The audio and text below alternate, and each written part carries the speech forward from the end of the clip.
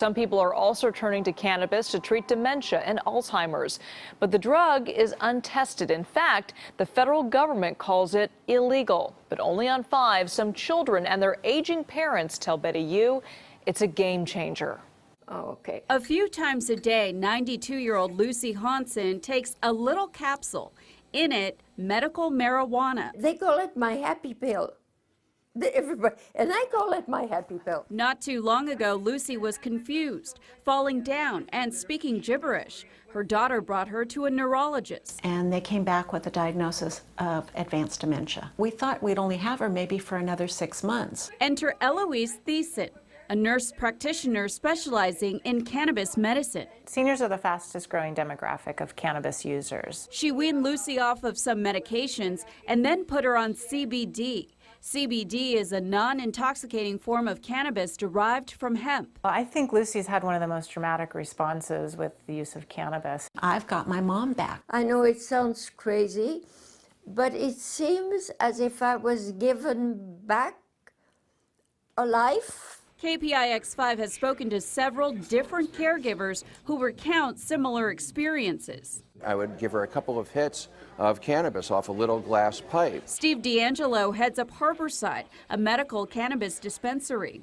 His late mother had Alzheimer's, which is incurable. He says cannabis helped her. She would become less physically agitated. It was really an overnight miracle. Basel and Faraz Shaban's mother, Tagreed, was also diagnosed with Alzheimer's. As her symptoms worsened, doctors put her on antipsychotic drugs. She was already in a very fragile state, and these drugs came in and they literally destroyed her, whatever she had left of her. The brothers convinced family members to let them try CBD. Their mother's personality returned. Her agitation and insomnia disappeared. We were so relieved that she would finally be able to sleep. Tagreed is off antipsychotics. Her doctors are curious. They're consulting with us to try to understand what it is that we did and how they can learn from it and apply it in their own practice. Now an intriguing study suggests cannabis may actually protect the brain. We were looking at botanicals. Scientist Dave Schubert works at the Salk Institute in La Jolla.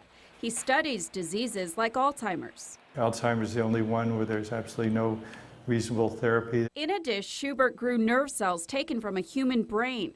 They were altered to produce high levels of a toxic protein linked to Alzheimer's. The protein, amyloid beta, builds up within the neuron, causing inflammation and killing it. So inflammation is a major driving force. Schubert found cannabis cleared away the toxic protein. It stopped the inflammation and allowed the brain cells to survive. It's a very important discovery. Dr. Michael Weiner is an Alzheimer's researcher at the SFVA Medical Center. This is a very promising area of research, and it should be explored in humans.